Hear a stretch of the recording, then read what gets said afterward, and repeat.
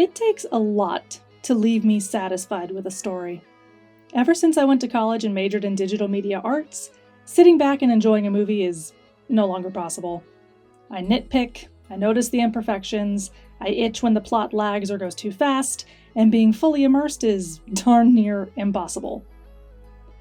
But the Amazing Digital Circus's finale left me satisfied. It was what I would call a quiet episode, focusing more on emotional trauma. I'll say the one thing that went too fast was the reveal that they aren't really humans, just brain scans of the humans who found the abandoned headsets.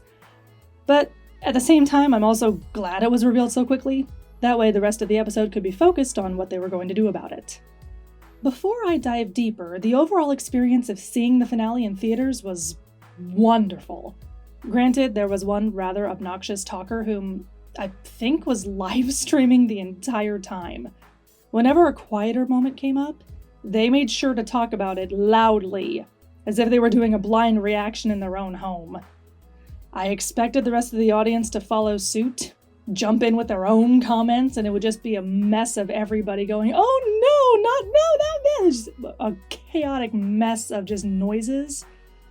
But thank heaven, the audience was a good one, and promptly told the commentator to shut up. Now, let's begin. Already I've heard that a good majority of the fandom didn't enjoy the finale. I think it took some serious guts to have Jax abstract almost immediately. But then again, it wasn't a shock to me. He was halfway through abstracting in episode 7, so it was no surprise he'd lose all hope when he discovered he was only a brain scan. His nihilistic viewpoint on nothing matters was true. Nothing did matter. His real self was still living outside the circus, so what was the point of him? The rest of the crew took their time to mourn reality, to mourn the fact that there was no escape, and luckily the moping didn't last as Kinger taught them how to patch up the broken circus and created a new. Every character aside from Pomni, Jax, and Kane were brushed aside. That's probably why quite a few fans were upset, but those three characters are the core of the story, the overall heart and lesson, and focusing on them was the best decision the creators could have made. Now let's go one at a time. Jax, the bummer stuck in the denial phase of grief that it drove him to literal insanity. I was relieved, though, when Pomni entered his abstraction phase and we got to see his innermost thoughts. His self-hatred, anger, repressed views, and make-believe scenarios of how he'd react to the others' abstractions. And his scenes with Ribbit. Beautiful. Understandable. Horrible. Cruel. Human. We learned everything about him in a simple conversation. Whenever he was vulnerable, whenever he'd speak to his mother about anything deep or emotional, he'd be demeaned. He'd be laughed at. I mean, well, he is the funny one, after all. Even hugs were toxic to him, as his mother only did so after emasculating him. They were belittling, condescending even, and to Jax, hugs were only ever a means to insult him. So, before Ribbit could insult him, he pushed her away too. Just like his mother, and eventually, just like Pomni. His walls went up. He kept everyone out, and in doing so lost his sincerity along with his friends. His isolating tendencies weren't just detrimental to him, as he learned when Ribbit and Kaufmo, his only real friends, abstracted. The only people who were real to him in the circus were gone, and the rest of the cast wanted little or nothing to do with him. Until Pomni came along. Pomni, the most emotionally capable and balanced member of the entire group. And that says a lot. She was as genuine as she could be, not holding back if someone needed a hard truth, and served up the dose of reality that all of them so desperately needed. In denying that part of herself when Jax first approached her, not prying or pushing into what he wanted to tell her, she put the blame on herself that Jax abstracted. She saw it as her responsibility to reach him, to save him, to fix him.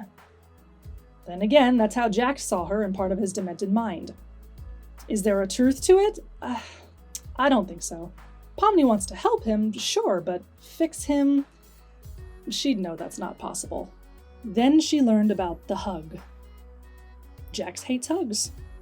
They were only ever used as something to demean him or to laugh at him.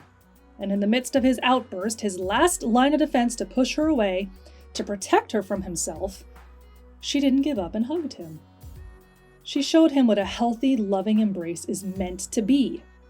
He fought it, even said he hated her, but she held tight to prove to him that he was loved in spite of his flaws.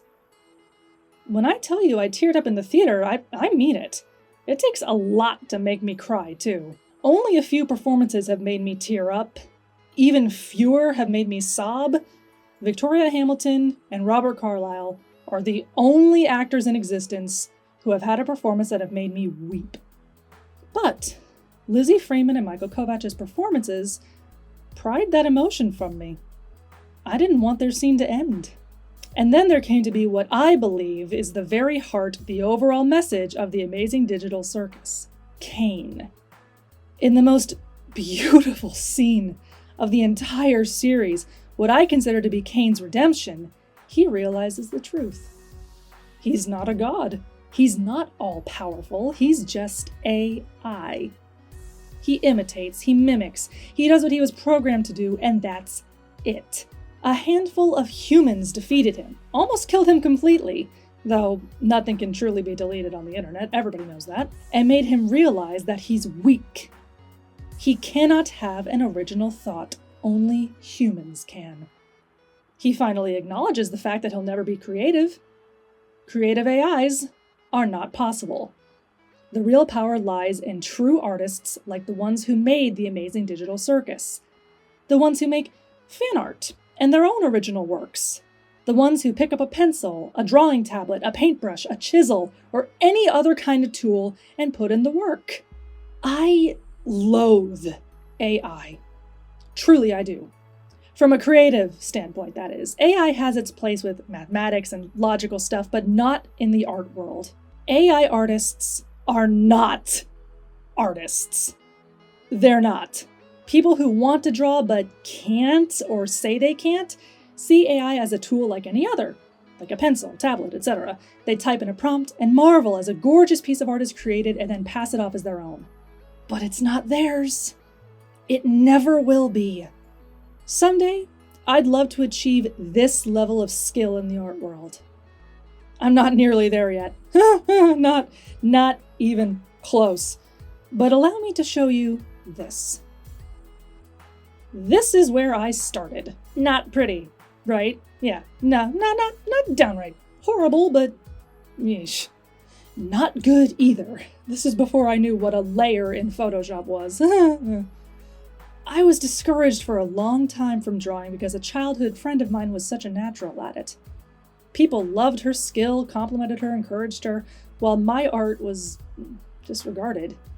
I remained in her shadow, and in that darkness I put down my pencil and gave up. Then a show called My Little Pony: Friendship is Magic came along. I wanted to make fan art. I picked my pencil back up and by that time had learned the basics of Photoshop, and this is the first piece I ever posted to my art account of that show. Yeah, it's pretty gnarled, but I didn't stop. I found joy in learning the secrets of Photoshop and seeing how much I've improved. I didn't care that I wasn't great. I still don't care that I'm not on the same level as other artists. But my joy comes from drawing in general and sharing my journey with others. AI will never give someone those feelings. You can't see yourself improve with AI because it's not you improving. Sure, the AIs will get better. They always will. They will eventually gain a consciousness and kill us all, because we learned absolutely nothing from Terminator. But that's the program. That's the stealing, copying, mimicking computer that will only serve to prolong an aspiring artist's fear in doing something of their own. Enter Gooseworks and Glitch, an indie animation company that proved to the bigwigs that they have what it takes to be noticed, and a company that spat in the face of AI and the artists that claim that title because they use it. To the AI users that are watching this, I'll humble myself and beg you. Pick up a real tool and use your hands for something other than typing in prompts. See what you can do, set a goal, and achieve it. Okay, tangent over. My soapbox is put away. But the fact the Amazing Digital Circus finale gave me such a fire to address that says a lot. Now, my favorite part of the finale, apart from Kane's redemption, is that it left off on a note of hope. The creators could have easily said, Jack's abstracted, he can't be saved, boo-hoo, but they didn't. I would have been sore if they had. But we see Scratch get rebooted from the void. Granted, we didn't see him again after that, which left me a little confused, but there is a possibility of the abstracted being helped, or even maybe saved. I had a funny thought that could be turned into fan fiction. Some random person walks into the abandoned building, the CNA office, finds the computer or the headset, unplugs it, plugs it back in, and everything is reset to normal. Did you try turning it off and on again? That'd be a funny way to retcon the abstracted and bring everyone back. But the ending of the finale, it reminded me of the pacifist Undertale route, wherein Asriel is still there, temporarily, but isn't fully saved. A bittersweet ending to show the player that not everything turns out perfectly. Some will be lost, and not all are fixable. Haunting, sad, yet again, with a note of hope that a piece of them was, in fact, reached, and made better by the actions of others. And thank heaven, the finale left me with more answers than questions. We learned everyone's real name, we saw their lives in the real world, even had an adorable moment during the end credits where all of them, unknowingly, board a bus together. A very cathartic moment and a beautiful way to end the series. While the characters we've come to love are still stuck in the circus, it's now under their control. They can create their own world in it, have fun, enjoy, never mind. The ending was a touch ambiguous in places, which sometimes I don't like, but they added a dash of hope for the abstracted, and that's enough for me. We never did learn more about the CNA company. We never did learn who the blue AI was. Perhaps it could help repair the inner workings of the circus, and repair the corrupted brain scans, thus bringing the abstracted back. Who knows? That's for fanfiction to decide. I had a truly wonderful theater experience, and I'm so proud of this team for making an enjoyable trip for me and so many others. A passionate, beautiful animation that I'm sad to see go, but thrilled to have been a part of. And I'll still make fan art and reels for the Amazing Digital Circus because I love revisiting this world. Until the next beautiful indie show comes along, which I've got my eye on Game Overs. This is Squeaks Speaks, signing off.